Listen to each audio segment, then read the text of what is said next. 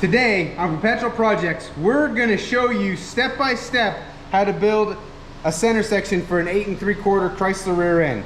A few of the tools that you're going to need for that are a dial indicator with a stand, and this is a super expensive one that's, no it's not, it's one off of Amazon. We'll throw a link in the description. It worked great. You're going to need some type of measuring device, calipers or micrometer, and again, you're not measuring a precision machine fit with these, you're comparing one shim to another, so it doesn't have to be the most expensive, most accurate ones on the market. You're gonna need a torque measuring device. And this one, although it worked, and I'll show you how I used it, is not what I recommend. We're gonna throw a link in the description for one of the torque adapters. They sell them on Amazon, they're not real expensive. You need one that reads in small inch pounds. You're using that to set your pinion preload, and we'll get to that later, but it needs to be from like 0 to maybe 25 or 30 inch pounds. And last special tool that you're gonna need is a torque wrench, because you gotta torque all the bolts in here. One other thing that you're gonna need is a tool for turning the adjusters on the side of the carrier here. This is the one that I have for build 9-inch rear ends in our race cars. Unfortunately, it didn't fit in my 8 3/4. So this is the one I made. These aren't for sale, but you can get one yourself. All you gotta do is find you a piece of that drilled angle iron. They sell it at Lowe's. I used it to hang my garage door tracks and a couple of 1/4 inch bolts, and you'll have your very own Perpetual Projects adjustable Perpetual Projects adjustable Chrysler 8 3/4 carrier adjuster turning tool. The first thing you need to do is you need to get your case prepared to build your gears in. And what that involves is, well, stripping it down if it's got another set of gears in it. And for that, I recommend normal tools, you know, the sockets and things like that. I also had to use a really big hammer and the torch to get some of this stuff off. I didn't have to cut anything, but I had to do a lot of heating. This one was in bad shape. It's been sitting outside for a long time and it was very rusty. So then we're gonna take it outside and we're just gonna degrease the whole thing, and we're gonna use oven cleaner. It's worked well for me in the past. One thing to note, when you're taking these apart, if your caps are on, make sure you mark them somehow so you can get them back in the same position when you put it back together, because these are like a main bore in a block. They're line bored and they have to go back in the same position. I just used a center punch, made a couple of dots, one on this side, 2 on that side, and then it's probably overkill, but I also marked the lock tabs so that they can stay with the cap that they go to. All right, we got our case all clean. We just used Dollar Tree oven cleaner. They sell a couple different ones. So the last time we went, I bought all 3. The only difference seems to me is the size of the can. So get the biggest can because it seems to work just as well as the smaller cans. We were aided by 110-degree Alabama heat outside. I don't know if that made a difference or not, but it worked really well. I mean, it didn't get the rust off. It's not going to. We're not going to worry about it. We're just going to get this all cleaned up with brake cleaner. I was going to paint it after I built the gears, but I decided that I'd rather paint it while it's apart because it's easier and I don't have to worry about getting overspray on the gears or bearings or anything like that. So we're going to go ahead and get this cleaned up and painted, and once it's dry, we'll come back. I guess I should tell you what I'm using to paint it. I'm gonna use Mercury Quicksilver paint, the primer first, and then the Phantom Black on top of it. It's really good paint. They use it to paint, I think they dip the whole engine in it when they build a Mercury outboard or inboard or outboard engine, and it stands up well to any chemical I've ever seen get on it. So that's what we're gonna use. I think we got it on Amazon. We'll leave a link in the description if you're interested.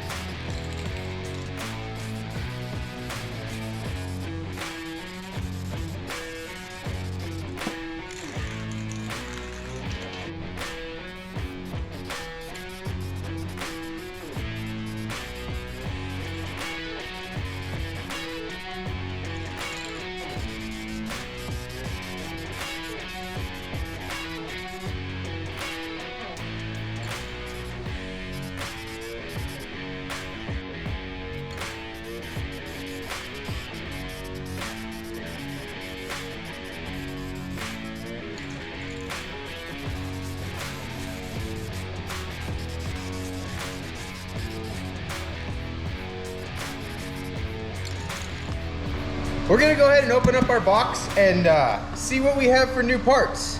All of these parts came from Quick Performance, and we'll throw a link to their website in the description. I've used Quick Performance's gears and setup kits and spools before when we were circle track racing. I've always had good luck with them, so that's why I chose to go with them for this project. And oh, it's stapled. If their packaging says anything about the quality of the parts inside, I'm happy.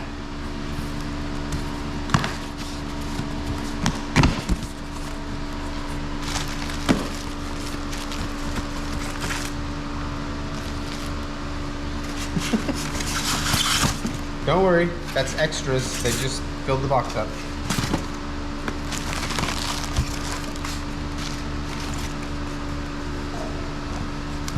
All right, and so this is the main reason that we're building new gears for extra parts, because if you followed along at all, we broke our drive shaft at No Name Nationals last year and haven't had the truck back to the track since then. Well, the reason for that was, or we thought was, because the drive shaft was too small. I've since decided that's not what the problem was, but in the interest of fixing that problem, I've decided to go to a bigger 1350 style U-joint. So this is a yoke for a 1350 U-joint, and that's what we're going to be using when we put this back together.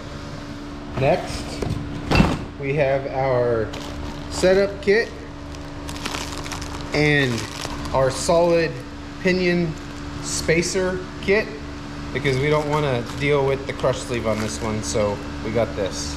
Got some Loctite and some marking compound, so we'll need that when we get ready to start putting these together. Next, we have kind of the heart of our rear end here. It's a full lightweight spool. This is Quick Performance's house brand, and like I said, I've had really good luck with them in the past. Never ran one in 8 3/4, but ran many of them in 4 9 inches. And now the last part is our 430 gears. I decided to go, I went back and forth and back and forth and back and forth. When we last raced the truck, it had 410 gears, and they worked well, but I think there is an advantage, or there's going to be an advantage to upping it to a 430. I thought about going to a 456, but I'm afraid that if we ever end up on a quarter-mile track, I will not be able to finish the pass, especially if we start spraying this thing with nitrous, because it'll run out of RPM in the engine before we get to the end of the track. So we'll just see how it goes. We may have to readdress. I mean, if it goes too fast, we might have to build a set of 410s or a set of, I don't know, 390s or whatever the next step down is from there. For right now, we're going with 430s. The first thing we're going to do is assemble our carrier, and that involves putting our ring gear on our spool and pressing the bearings, the carrier bearings, on both sides of the spool. Now, since this is an 8 3/4 and it uses adjustable jam nuts to set the carrier side to side, we don't need to worry about putting any shims on here. Sometimes to press the bearings on, you have to get creative, but always be safe.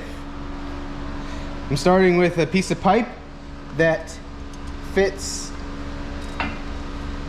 against our inner race but doesn't catch the cage, fits over our spool. Then I need something that will press evenly on that piece of pipe, so I found a piece of channel iron, and then I need an extension, so I found a piece of pipe. We're going to get all this lined up and see how this presses on.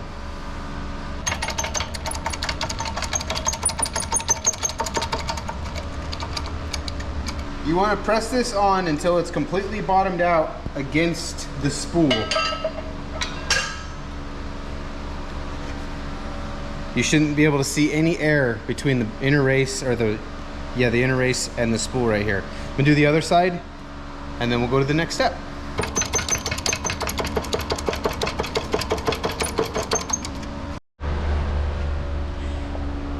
This is the best way, but we've all done it before. You can keep the warm the bearings up, cool the spool off, and use a hammer and whatever you have to contact the inner race and put them on that way as well. Now, to assemble the ring gear onto the spool, we're gonna use the outer race as a stand to kind of hold that a little better so it's not so tippy. Tippy, that's definitely a word. It is. And then we're gonna go ahead and just spray this off with a little bit of brake cleaner so that our Loctite goes into a nice dry hole.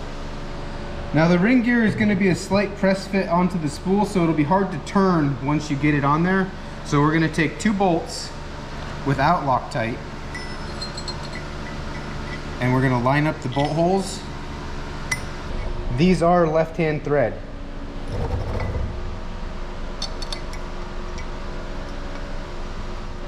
Now we're gonna flip it over, and I'm gonna grab a marker and mark these 2 bolts so I know which ones don't have Loctite on them. We're gonna open our Loctite, and you don't need to cover these bolts in Loctite. Just a little drop.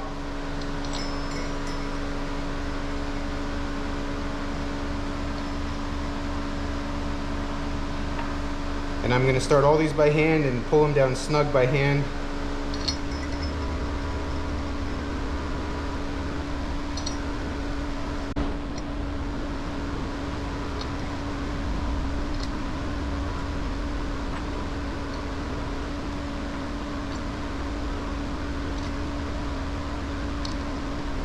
Now take your 2 bolts that you marked out and put Loctite on those.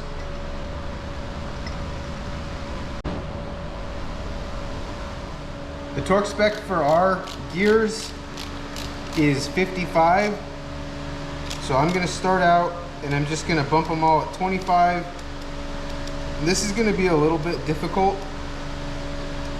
What I might have to do is actually go ahead and set this in the carrier and use the carrier to hold this while I try to torque them. I'm gonna try it this way first.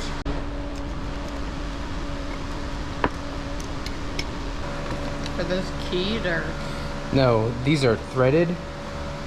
And we'll use it to set our backlash once we get this all set up. But for right now, we're just gonna kind of snug it up. We're not trying to set anything, so it doesn't really matter.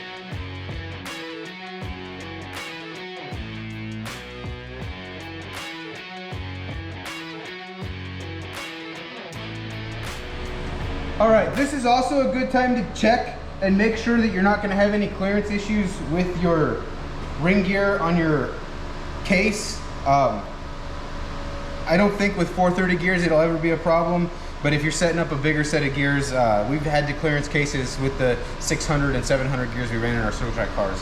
I don't have any experience on Mopars though, so you just have to check that for yourself. Like I said, our torque spec was 55. Now that we've got this all set up, we're gonna go ahead and assemble our pinion. The first step of setting up your pinion is gonna be getting the shim between the pinion bearing and the gear right. Now, this measurement is crucial, or this shim is crucial, because it's what sets the depth of your pinion, which establishes your pattern on your ring gear. So the first thing we're gonna do is take an old bearing and we're gonna hone the inside of it out until it fits easily on here. You don't want it to be loose, but you want it to go on here pretty easy, so that, because you're gonna be, until you get this right, you're gonna have to change this out several times. You don't wanna press your new bearing on and have to try to get it off every time.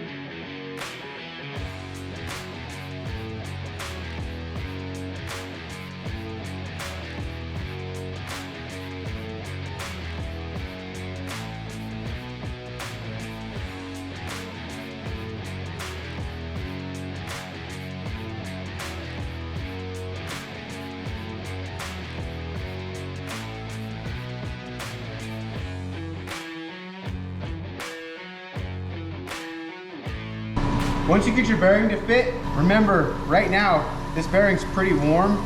So we need to go ahead and cool it off and make sure that when it cools, it doesn't lock itself on there. Okay, so to start out with, we're going to set this up with the same amount of shim that it had originally. And it had a 30 thousandths shim to start with.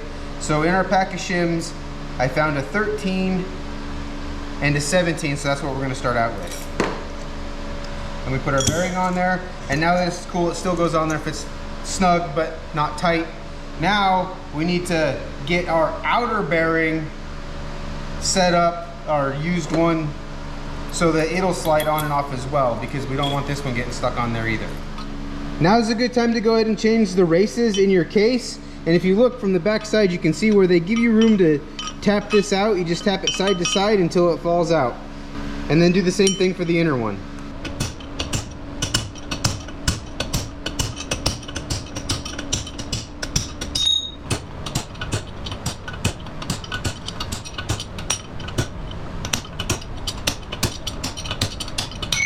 When you go to reinstall your race, make sure the land where it sits down in there is nice and clean.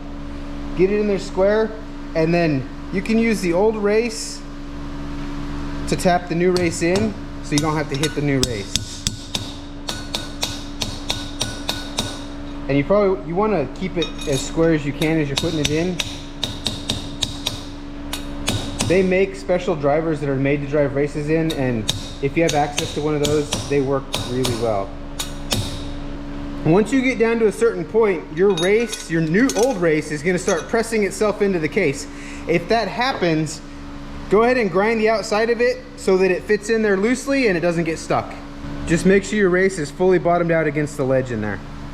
Once you get your races installed, it's time to go ahead and set your pinion in there. And we're going to use the old crush sleeve just to get an idea of what the length of our solid pinion spacer needs to be. And you have to put this in from the back side, so we'll set this all in here as an assembly.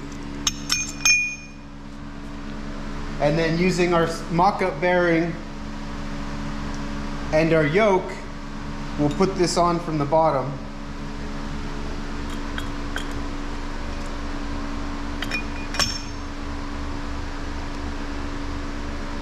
And then put the yoke nut and the washer on. Now, if your yoke nut is a lock nut, you'll want to use the old one so you don't wear out the locks on the nut itself. Ours isn't, so we're just going to use the new one. With the bearings pre-lubed, we're going to go ahead and set our carrier in here now.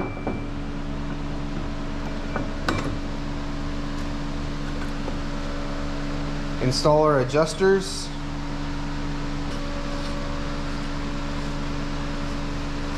We're just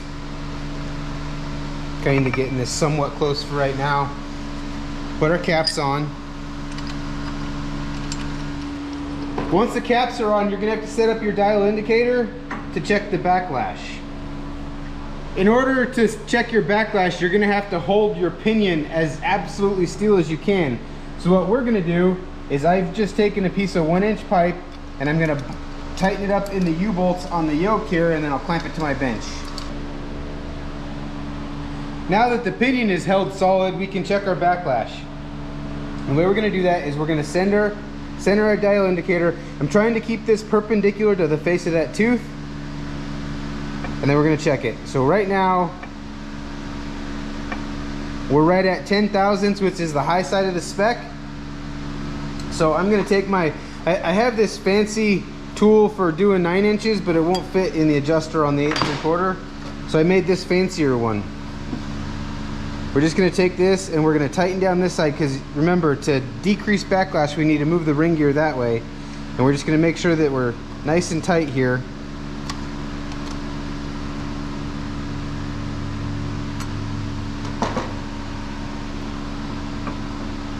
And then we're going to re-zero our dial indicator and check our backlash.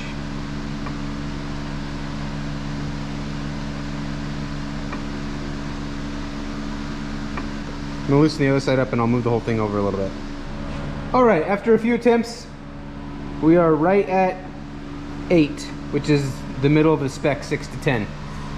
So now what we're gonna do is take the pipe back out of the yoke so that we can turn this over. We're gonna put some gear pattern indicator on here, and then we're gonna see what our pattern looks like. This is just the marking compound that comes in our rebuild kit, our setup kit, and we're just gonna mark 4 or 5 teeth here. So now we just need to hold some tension on the pinion as we turn this through that marking compound back and forth a couple of times.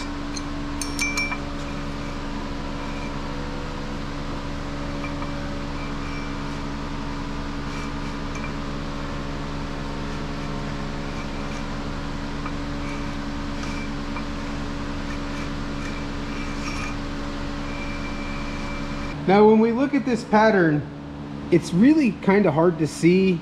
I have trouble seeing it when you just do it that way. So Yukon Gear has an alternative method for checking it, and I'm going to show you that.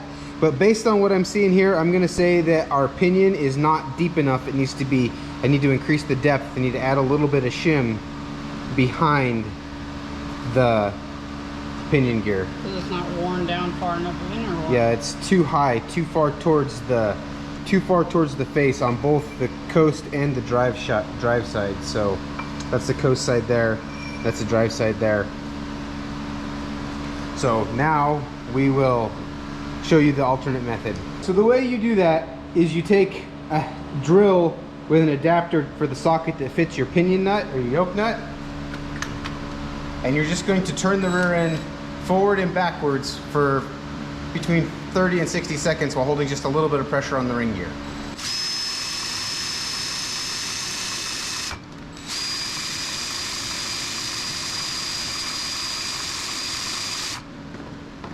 So now we can clearly see both in our painted teeth and the ghost pattern that we need to increase our pinion depth and move our pattern down on the tooth towards the root. We're not going to show you that. It's basically take it all apart, add shims, put it all back together. We'll check in with you once we get this done. We got a pattern that we can live with.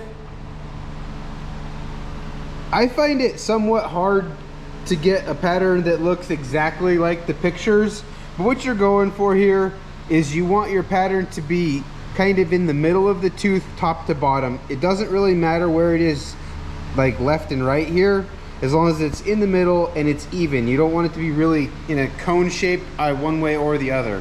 And so we have a nice round pattern on both the drive and the coast side is nice and round. So we're gonna run it. Now we have to pull the carrier back out, pull the pinion back out, put our actual bearing, the new bearing that we're gonna run, press it on the pinion. Then we'll set up our spacer that sets our pinion preload. So what we're using to press this on is the old crush sleeve, a piece of pipe, and a socket. We have our spacers that we determined we needed when we were setting everything up, or our shims rather.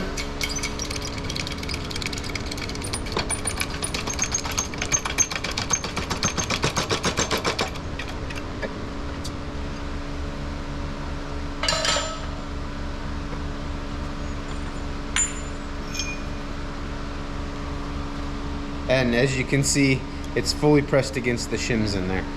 So this is our solid pinion spacer, pinion sleeve.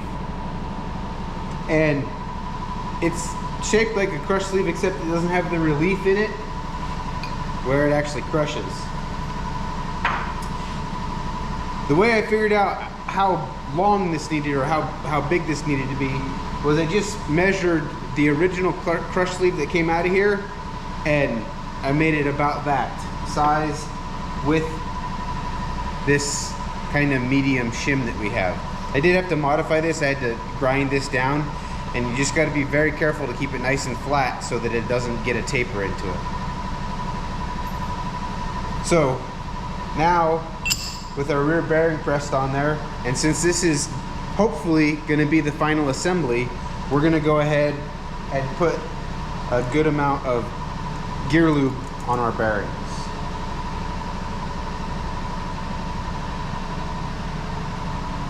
just to give them some lubrication while we're setting these up.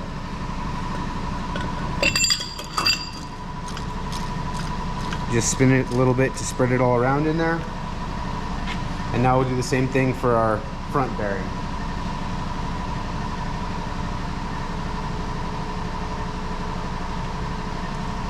The spacer for your pinions,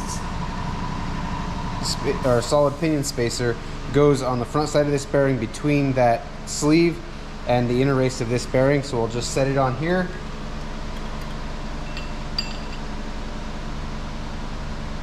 That bearing is somewhat of a tight fit, but not impossibly tight.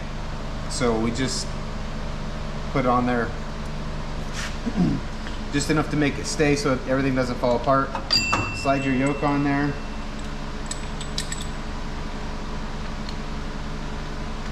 Start the nut. And then this isn't torque to spec, this is just to tighten it up. I'm gonna hold the yoke and tighten this up.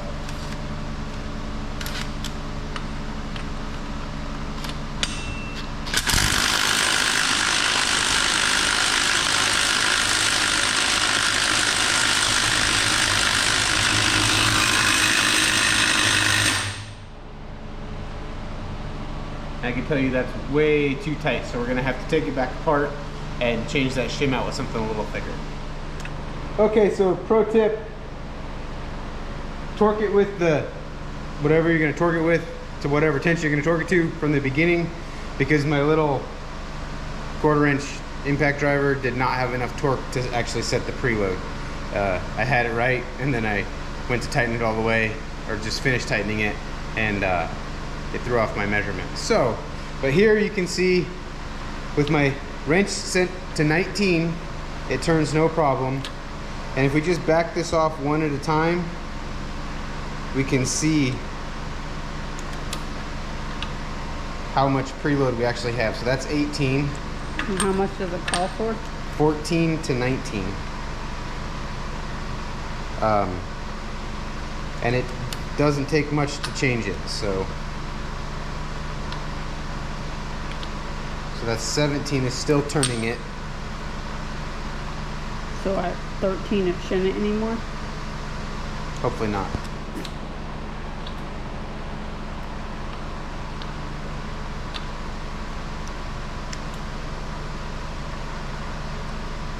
Maybe I should have checked this before we started filming.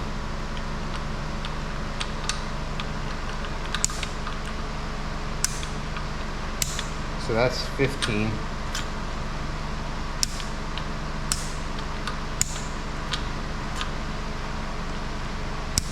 And it won't turn it.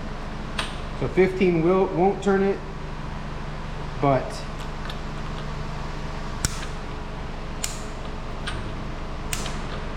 neither will 16. So this is not the best way to do this. They sell torque adapters that actually give you like your highest torque reading. That's what I recommend. I thought I had one, but I got ready to set these gears up and I couldn't find it, so I'm using this. But there, that was 17.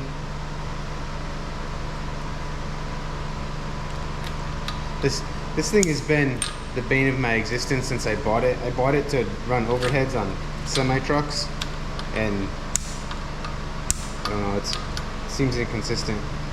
I guess that way it'll turn it, but this way it won't. No, it will that way now. Anyway, it's somewhere between 14 and 19 because it definitely won't turn it down on the lower numbers, and it's turning it up here on the higher numbers, and that's all we're looking for. So now we get to take it apart one last time and put the seal in it, and then we'll tighten it up for good and flip it over and set the carrier up. Don't forget when you're putting your nut on the yoke, if yours isn't a lock nut, to go ahead and put a little Loctite on it. You might notice I switched back to the old nut. That's because the new one is the next size bigger on the socket, and the only socket I have won't fit in the bore of the yoke, so we're using the old nut. Now that we're assembling this for the last time, hopefully,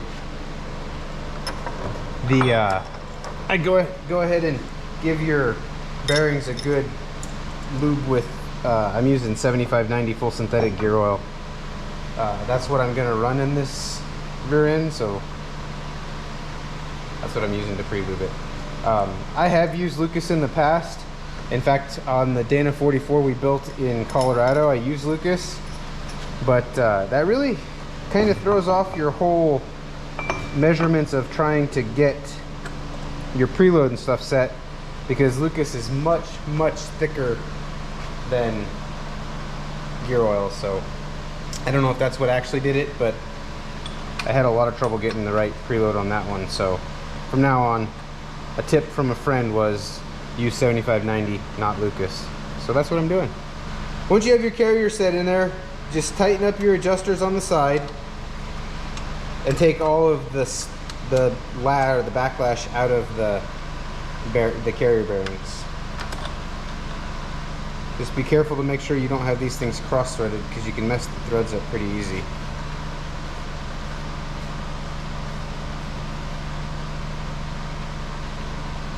And then we're gonna just rough set the lash.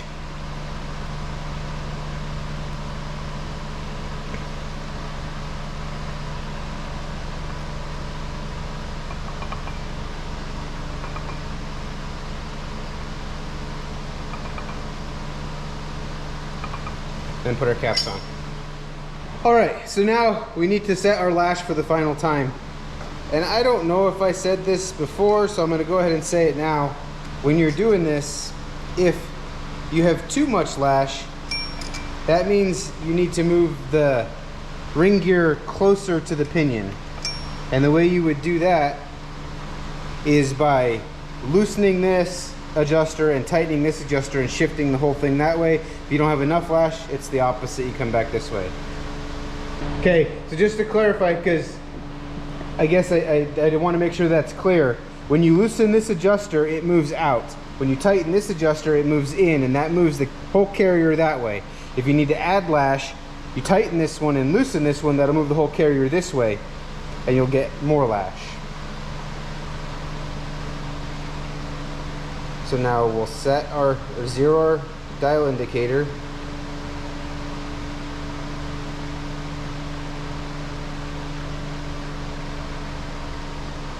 And check our lash.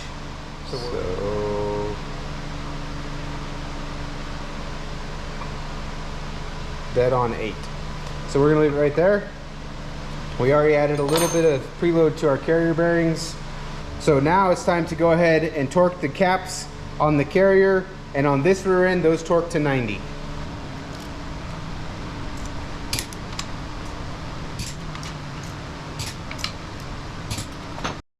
So it's important every time you do anything to recheck and make sure nothing changed. And we're not gonna set our dial indicator back up and check the lash again, but what I'm checking now is to make sure that it doesn't feel like it tightened up, nothing's binding up, and it feels pretty good. So now, the last thing that we're gonna do before we go ahead and put our locks on here and call this thing done is we're gonna recheck our pattern now that everything is completely assembled the way it's gonna be run, and make sure that our pattern is still the same.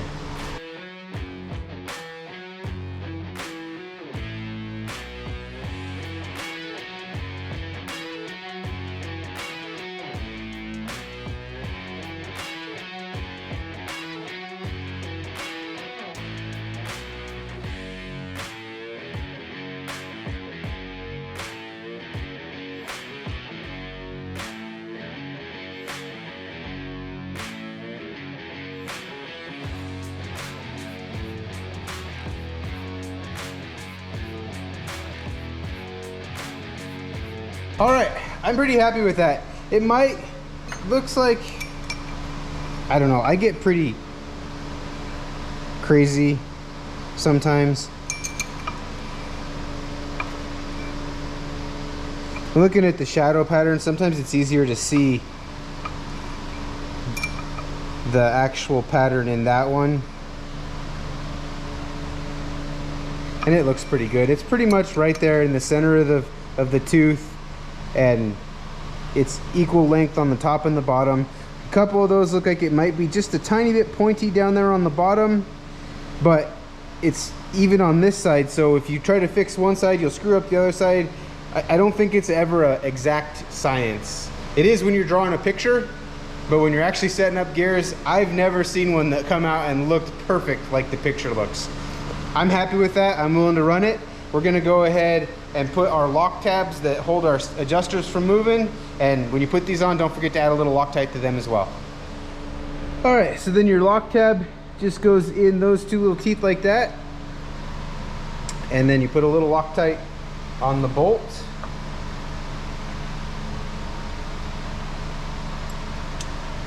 Put it in the hole and tighten it up.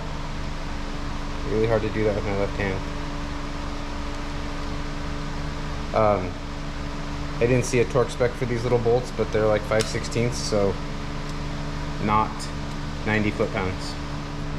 There you go. Every step from a bare case to an assembled center section ready to put into our truck. It's easier than you think it is.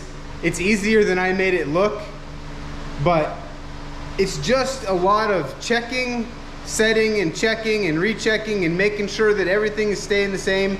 And if you just get yourself a book or look up some videos, I mean, this is a good place to start, but maybe check a couple other places too. It's always good to have more opinion than one.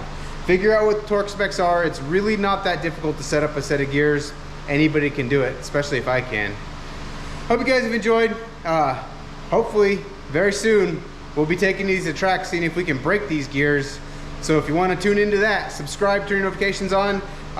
We're hoping that it's going to be in the next week or so. See you soon.